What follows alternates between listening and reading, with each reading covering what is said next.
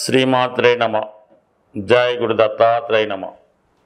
ఈ వీడియోలో మనం కుంభరాశి వారికి ఆగస్టు 16 నుంచి 31వ తారీఖు మధ్యలో జరగబోయే పక్ష ఫలితాలు పరిశీలించినప్పుడు ఈ రాశి వారికి గురుగ్రహ వీక్షణ రాశిపై ఉన్నంత వరకు ఎన్ని ఇబ్బందులు ఎదురైనా ఎన్ని కష్టాలు వచ్చినా దాన్ని ధైర్యంతో ఎదిరించి ఆ భగవంతుని యొక్క అనుగ్రహంతో చివరికి అంతా శుభం జరిగే అవకాశం ఉన్నది. మరి ఈ వారంలో ఈ పక్షంలో వచ్చినటువంటి మార్పులు గమనించినప్పుడు ధనస్థానంలో కుటుంబ స్థానంలో శని వక్రగమనం పొందడం వల్ల కుటుంబ ఖర్చులు పెరగడం వల్ల ఆర్థికపరమైనటువంటి ఇబ్బందులు ఎదురవుతూ ఉంటాయి.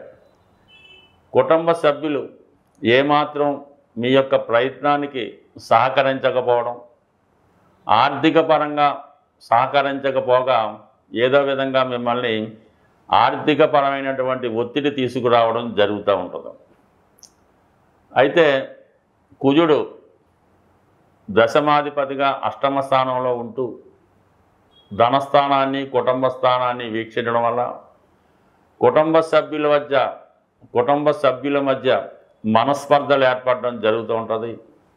ఇతరుల యొక్క ప్రమేయంతో కుటుంబ విషయాలు రోడ్డున పడే అవకాశాలు ఎక్కువగా కనబడుతున్నాయి.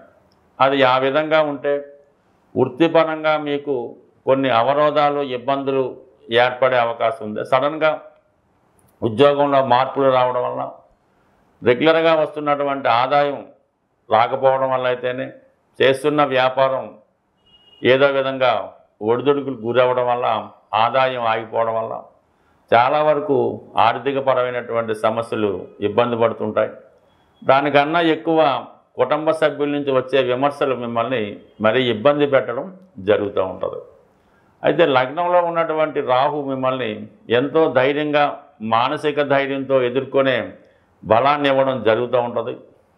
దాన్ని మీరు ఏదో విధంగా మిమ్మల్ని మీరు ఇంప్రూవ్ చేసుకుంటూ ధైర్యపరుచుకుంటూ సమస్యలను ధైర్యంగా ఎదుర్కొంటే వాటికి అవే సమస్యలు విడిపోవడం తగ్గిపోవడం జరుగుతూ ఉంటుంది. ఒకవేళ మీరు ఏమాత్రం అధైర్యపడినా కుటుంబ సభ్యుల యొక్క ఒత్తిడికో ఇతరుల ఒత్తిడికో మానసికంగా లొంగిపోయినా మిమ్మల్ని మరీ కృంగదీసే అవకాశం ఉంది. కాబట్టి ధైర్యంగా ఉంటూ ఒక విధమైనటువంటి గాంభీర్యాన్ని మీరు ప్రదర్శించవలసి ఉంటుంది. అయితే బుధుడు 6వ స్థానంలో ఉండడం వల్ల కొన్ని అనుకోని లిటికేషన్లు చికాకులు, కుటుంబంలో ఉన్నటువంటి స్త్రీలతో విరేదాలు, లేదా వారికి ఏదో సమస్య రావడం వల్ల హెల్త్ పరమైన ప్రాబ్లము ఆర్థికపరమైన సమస్య ఉండడం వల్ల ఒక విధంగా మీకు కొంత ఫైనాన్షియల్ ఒత్తిడి, అంటే వాళ్ళు ఏదైనా మీకు ధనం సహాయం చేసి ఉంటే అది తిరిగి ఇమ్మని కానీ, లేదంటే బాధ్యతగా మీరు వారిని చూడవలసినటువంటి బాధ్యత, ఇవన్నీ కూడా కొంత ఒత్తిడికి గురి చేస్తే ఈ ప్రయత్నంలో ఏదైతే మీరు బాధ్యత నుంచి బయటపడడం అనుకున్నారో తిరిగి ఆ సమస్య మళ్ళీ మొదలవడం జరుగుతూ ఉంటుంది. అంటే ఏదన్నా ఒక ఇన్స్టాల్మెంట్ కడతా ఉంటారు, అది పూర్తి అయిపోయింది అనుకుంటారు, కానీ సడన్గా మళ్ళీ కొన్ని వాయిదాలు కట్టాలను, లేదంటే ఏదన్నా ఒక కుటుంబ సభ్యుడికి చక్కగా వాడికి ఏదో పెళ్లి చేసాం, ఉద్యోగం వచ్చింది, ఎక్కడో హ్యాపీగా బతుకుతున్నాడంటే సడన్గా వాడికి ఏదో ఇబ్బంది జరగడం వల్ల మళ్ళీ మీ మీద ఆశ్రయించడం, మీకు మళ్ళా భారంగా రావడం లాంటివి జరిగే అవకాశం ఉంది. బట్ ఏదైనా మనం ఫస్ట్లో చెప్పుకున్నట్టు గురువు యొక్క దృష్టి ఉండడం వల్ల ఏ సమస్య అయినా ధైర్యంగా ఎదుర్కొంటారు. కొంతవరకు ఆగస్టు 20 వరకు శుక్రుడు కూడా మీకు ధన లాభాధిపతితో కలిసి ఉండడం వల్ల ఏదో విధంగా మీ సమస్యని ఎవరో ఒకరు పరిష్కరిస్తారు. అయితే ఆగస్టు 20 తర్వాత శుక్రుడు కూడా 6వ స్థానంలోకి రావడం వల్ల చతుర్థాధిపతి 6లోకి వచ్చినప్పుడు కొంతవరకు శత్రువులు పెరిగే అవకాశం ఉంది, ఆర్థిక ఒత్తిడి ఎక్కువ అవుతుంది. మరి కుజుడు అష్టమ స్థాన ప్రభావం వల్ల ఏంటంటే కొంతవరకు ఏదన్నా ఒక అనుకోని అనారోగ్య సమస్య కానీ ఏదో ఒక చిన్న చిన్న ప్రమాదాలు కానీ జరిగే అవకాశం ఉంది. ఎక్కువగా మనిషి సరైనటువంటి స్థితిలో లేనప్పుడు ఏదో విధంగా చిన్న మనం ఒకటి తడిస్తే ఒక ప్రయత్నం చేస్తుంటే ఇంకోటి జరుగుతూ ఉంటుంది. ఎవరికో ఏదో ప్రాబ్లం వచ్చిందని మనం వేగంగా బండి మీద వెళ్తుంటే మన బండికి యాక్సిడెంట్ అయ్యి మనం ఇబ్బందులు పడడం ఈ సమయంలో జరిగే అవకాశం ఉంది. బట్ ఏదైనా రాహు రాశిలో ఉన్నప్పుడు మనం ఒకటి అనుకుంటే అది వేరే వాడు తెలుస్తూ ఉంటుంది. ఈ కారణం వల్ల కేవలం గురువు యొక్క బలం బాగుంది కాబట్టి ఎటువంటి సమస్య ఉన్నా దైవం మీద భారం వేసి మీరు ప్రయత్నం చేస్తే అది సక్సెస్ అవుతుంది. రవి కూడా సప్తమంలోకి రావడం వల్ల మీ జీవిత భాగస్వామి యొక్క హోదా పెరుగుతుంది.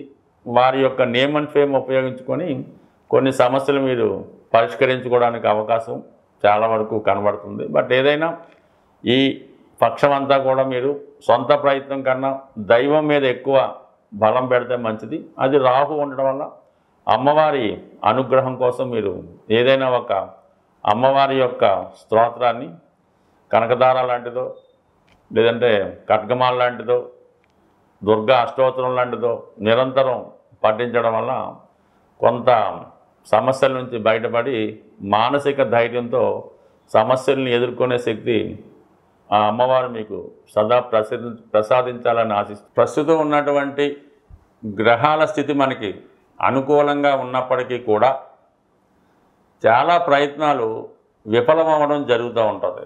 ముఖ్యంగా చదువు పూర్తయిన తర్వాత 2-3 సంవత్సరాల దాకా కూడా ఉద్యోగం రాకపోవడం, అలాగే అమ్మాయిలకు కానీ అబ్బాయిలకు కానీ ఎన్ని ప్రయత్నాలు చేసినా కూడా వివాహ సంబంధాలు కుదరకపోవడం జరుగుతూ ఉంటుంది.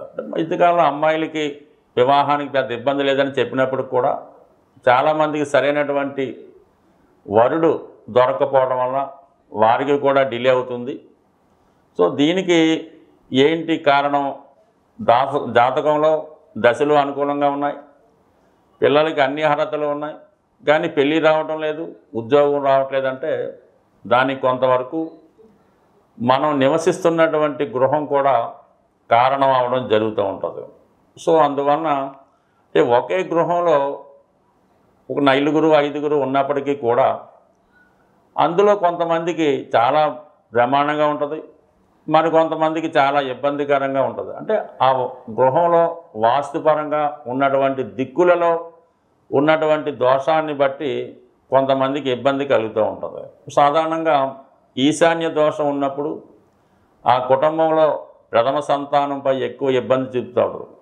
ఆగ్నేయ దోషం ఉన్నప్పుడు రెండవ సంతానం మీద స్త్రీల మీద ఎక్కువ ప్రభావం చూపడం జరుగుతూ ఉంటుంది. వాయువ్య దోషం ఉన్నప్పుడు తృతీయ సంతానం మీద, ఆ ఇంట్లో ఫైనాన్సు ప్రేమ వ్యవహారాల మీద ఎక్కువ ప్రభావం చూపుతూ ఉంటుంది. నైరుతి అనుకూలంగా లేనప్పుడు అది కుటుంబం అందరినీ కూడా ఇబ్బందులు పెడుతూ ఉంటుంది. ఏదో ఒక హెల్త్ ప్రాబ్లంతో ఎవరో ఒకరు ఇబ్బంది పడుతుంటారు. కుటుంబ సభ్యుల మధ్య ఒకరికి పడకపోవడం ఈ విధంగా నడుస్తూ ఉంటుంది. సో ఇది ప్రధాన 4 దిక్కులు.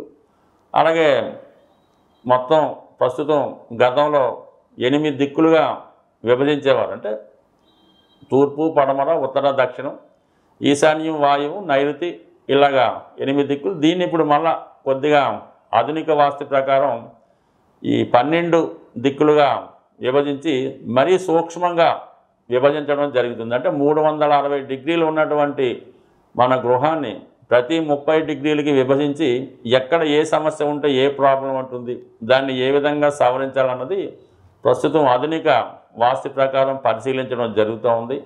ఏదైనా మన జీవితాలు బాగుపడాలి, తొందరగా సెటిల్ అవ్వాలి అనుకున్నప్పుడు ఖచ్చితంగా కొంత శ్రమ అయినా కొంత ధనం ఏవైనా గృహాన్ని ముందు సరి చేసుకుంటే ఆ గృహంలో నివసిస్తున్న వారికి అదృష్టయోగం పట్టడం, వారి ఇంప్రూవ్మెంట్ కూడా బాగా రావడం జరుగుతూ ఉంటుంది. సో దానివల్ల ఏంటంటే మీకు అన్నీ బాగున్నా కూడా ఇటువంటి సమస్యలు ఎదురవుతున్నాయి. ముఖ్యంగా పెద్దవాళ్ళకి హెల్త్ ప్రాబ్లం, పిల్లలకి పెళ్లి ప్రాబ్లం, కొంతమందికి వ్యసనాల వల్ల ధనాన్ని పోగొట్టుకోవడం, ముఖ్యంగా అప్పు తీరకపోవడం. 1,00,000 రూపాయలు నెలకు వస్తున్నా కూడా 10,000 అప్పున్నా కూడా తీర్చలేకపోతుంటారు. ఇవన్నీ కూడా ఒకసారి ఎవరైతే జీవితంలో అభివృద్ధి చెందామనుకున్నారో, ఇంకా బాగుందాం అనుకున్నారో, మీ యొక్క గృహాన్ని కూడా పరిశీలించుకొని, అలాగే జరుగుతున్నటువంటి దశ అంతర్దశలను కూడా జాగ్రత్తగా పరిశీలించుకొని తగు విధంగా పరిష్కారం చేసుకుంటే చిన్నగా, అంటే గోడితో పోయేదాన్ని గొడ్డల దాకా తెచ్చకుండా చిన్న పరిష్కారంతో రాబోయే విపత్తుల్ని కాపాడుకునే అవకాశం ఉంటుంది. సో ఏదైనా వాస్తు అన్నది సరి చేసుకోవాలి తప్ప యంత్రాలతోనో, తాయెత్తులతోనో, బొమ్మలతోనో వాస్తు ఎప్పుడు కూడా సరవదు. అలాగే గ్రహ దోషాలు ఉన్నప్పుడు దానికి సరైనటువంటి పరిష్కారం చేసుకుంటే తప్ప చిన్న చిన్న ఉంగరాలు మాలలో వేసుకున్నా కూడా పరిష్కారం అవ్వదు. దేనికన్నా పిండి కొద్ది రొట్టె మనం చేసే పని బట్టి మన ప్రయత్నం బట్టి, మన భక్తిని బట్టి, నమ్మకాన్ని బట్టి మనం చేసే ప్రయత్నంలో విశ్వాసం ఉంటే, చేసేవాడు కూడా నమ్మకంగా చేస్తే ఖచ్చితంగా మీ జీవితంలో సక్సెస్ అన్నది తొందరగా వస్తుంది.